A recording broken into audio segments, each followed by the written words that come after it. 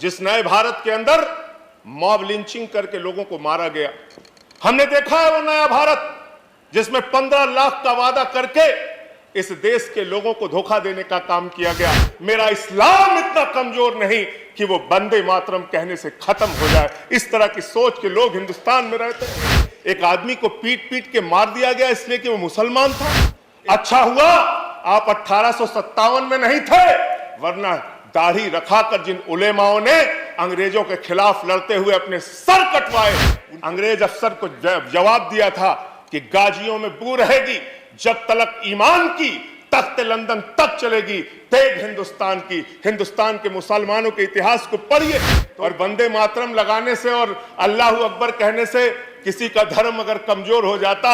राष्ट्रपति के अभिभाषण में बहुत बड़े बड़े दावे सरकार की ओर से किए गए और परंपरा के अनुरूप सरकार की बातों को महामहिम राष्ट्रपति जी के श्रीमुख से कहलवाया जाता है, लेकिन उन दावों में कितनी सच्चाई है यह जानना बहुत जरूरी है मान्यवर।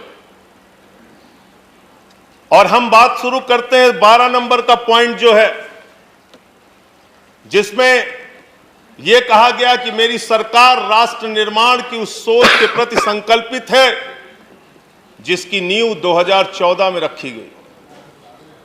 2014 में भारत के राष्ट्र निर्माण की नींव रखी गई मान्यवर। इसका मतलब बाबा साहब भीमराव अंबेडकर का इस राष्ट्र के निर्माण में कोई योगदान नहीं, राष्ट्रपिता महात्मा गांधी का इस राष्ट्र के निर्माण में कोई योगदान नहीं। इसका मतलब पंडित जवाहरलाल नेहरू का इस राष्ट्र के निर्माण में कोई योगदान नहीं, लाल बहादुर शास्त्री जी का इस राष्ट्र के निर्माण में कोई योगदान नहीं, चौधरी चरण सिंह जी का इस राष्ट्र के निर्माण में कोई योगदान नहीं। अरे सबको छोड़ दीजिए, क्या स्वर्गीय पंडित अटल बिहारी वाजपेयी जी का भी इस राष्ट्र के निर्माण में कोई योगदान नहीं? आप जब अपनी तारीफ करने लगते हैं तो अपने लोगों को भी भूल जाते हैं। कम से कम ये तो मानिए कि 7 साल उनका कार्यकाल रहा, उसकी तारीफ कर देते आप। लेकिन व्यक्तित्व का संकट है जो आपने कहा। कैसे तारीफ करें, कैसे चर्चा करें। और नया भारत की बात कही गई मान्यवर, निश्चित रूप से नया भारत बना है। 2014 से हमने देखा है नया भारत, जिस नए भारत के अंदर मॉब लिंचिंग करके लोगों को मारा गया।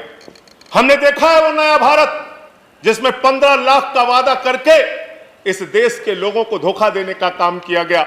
हमने देखा है वो नया भारत जिसमें 2 करोड़ नौजवानों को हर साल नौकरी देने की बात कहके 84% रोजगार घटा है। और हिंदुस्तान की आजादी के बाद पहली बार ऐसा हुआ कि 45 वर्षों में बेरोजगारी का स्तर सबसे ज्यादा अगर बढ़ा है तो इस कार्यकाल में बढ़ा है। हमने देखा है नया भारत मानव।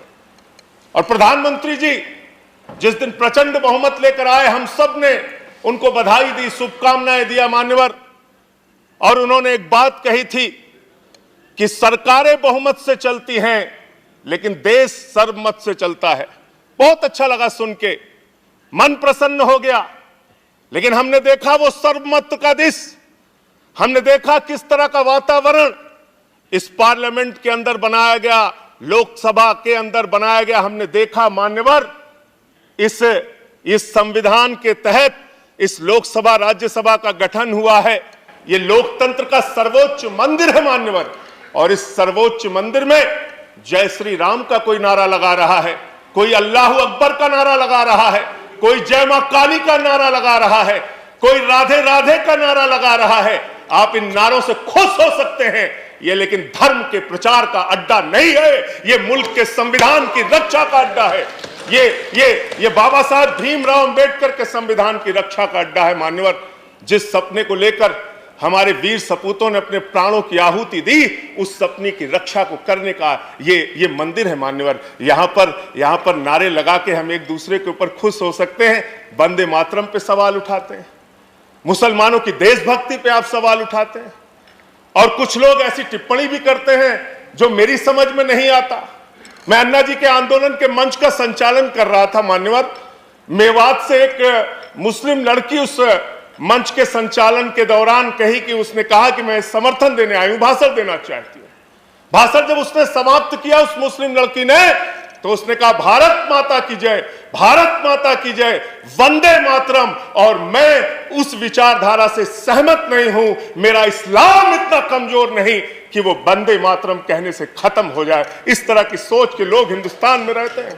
मैं जिस सुल्तानपुर के छोटे से शहर में काम करता था, वहां मेरे साथ शमशाद भाई काम करते थे। बहुत आपसे ज्यादा तेज भारत माता की जय वो लगा सकते हैं, वंदे मातरम लगा सकते हैं। आप आज इस नए भारत में कर क्या रहे हैं? झारखंड में क्या हुआ मान्यवर? चोरी के आरोप में एक आदमी को पीट पीट के मार दिया गया इसलिए कि वो मुसलमान था, एक वर्ग विशेष से था। क्या इसकी चिंता इस सदन को नहीं होनी चाहिए? क्या धर्म के नाम पे इस देश के अंदर बंटवारे चलते रहेंगे? ये विविधता में एकता वाला देश है। यहाँ पे सभी धर्म, सभी जाति, सभी वर्ग के लोगों को सम्मान से रहने का हक है। लेकिन आपको तो दाढ़ी से आपत्ति हो जाती है, टोपी से आपत्ति हो जाती है। अच्छा हुआ आप 1857 में नहीं थे, वरना दाढ़ी रखाकर जिन उलेमाओं ने अंग्रेजों के खिलाफ लड़ते हुए अपने सर कटवाए, उनके बलिदान को आप शर्मिंदा करते, उनके बलिदान को आप शर्मिंदा करते। आप जानना चाहते हैं मुसलमानों का इतिहास, तो पढ़िए शहीद अशफाकुल्लाह को। जब फैजाबाद की जेल में उनको फांसी के फंदे पर ले जाया जा रहा था, उनसे पूछा गया आपकी कोई अंतिम इच्छा? तो उन्होंने कहा कुछ आरजू नहीं है, बस आरजू है इतनी, रख दे जरा से कोई खाके वतन कफन पे। यह है मुसलमानों का इतिहास, पढ़ लेना। बहादुर शाह जफर के इतिहास को पढ़ लेना।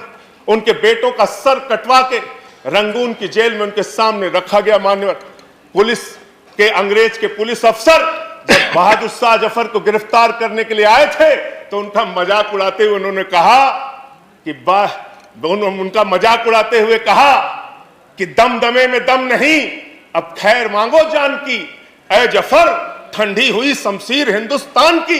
तो उस बहादुर शाह जफर ने अंग्रेज अफसर को जवाब दिया था कि गाजियों में बू रहेगी, जब तलक ईमान की, तख्त लंदन तक चलेगी तेग हिंदुस्तान की। हिंदुस्तान के मुसलमानों के इतिहास को पढ़िए तो उनके प्रति आपके मन में सम्मान पैदा होगा। और ये दाढ़ी और टोपी से और वंदे मातरम लगाने से और अल्लाह अकबर कहने से किसी का धर्म अगर कमजोर हो जाता है, तो माफ कीजिएगा, आपका धर्म, आपके धर्म की व्याख्या बहुत कमजोर है। हिंदू धर्म जिसको हम मानते हैं, वो हिंदू धर्म तो कहता है वसुधैव कुटुंबकम, पूरा विश्व हमारा परिवार है। और हम आप भारत माता की जय लगाते हैं, आप भी जोर से लगाते हैं भारत माता की जय, हम भी जोर से लगाते हैं भारत माता की जय। लेकिन मुझे बताइए, दुनिया में कौन सी ऐसी मां है जो अपने बच्चों में भेद करती है? दलित बच्चे को अलग निगाह से देखेगी, मुसलमान बच्चे को अलग निगाह से देखेगी, पिछड़े बच्चे को अलग निगाह से देखेगी, सिख बच्चे को अलग निगाह से देखेगी।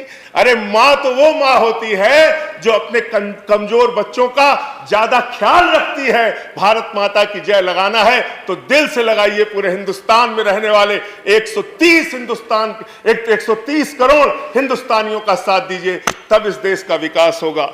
चमन में एक तलाते रंग बू से बात बनती है, चमन में एक तलाते रंग बू से बात बनती है। हम ही हम हैं तो क्या हम हैं, तुम ही तुम हो तो क्या तुम हो। इस बदलिए, इस धारणा को बदलिए, इस विचारधारा को बदलिए। आपने संघीय ढांचे का उल्लेख किया मान्यवर, देश के संघीय ढांचे को आप कैसे मजबूत कर रहे हैं, ये हमने दिल्ली में बहुत अनुभव किया है। आपने एक ऐसी सरकार को 4.5 साल तक चलने नहीं दिया जिसके इतिहास को अगर आप समझेंगे तो जरूर थोड़ी शर्मिंदगी आपको होगी।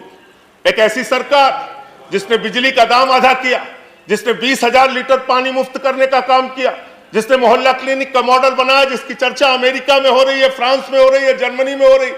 एक ऐसी सरकार जिसने सरकारी स्कूलों का कायाकल्प किया, एक ऐसी सरकार जिसने अपने बजट का 26% मान्यवर शिक्षा के ऊपर खर्च किया, एक ऐसी सरकार जिस सरकार ने 20% अपने बजट का हेल्थ के ऊपर खर्च किया। ऐसी अरविंद केजरीवाल की सरकार के खिलाफ आप रोज सीबीआई छोड़ देते हैं, रोज ईडी छोड़ देते हैं, 25-25 विधायकों को उठा के गिरफ्तार करके जेल में डालते हैं।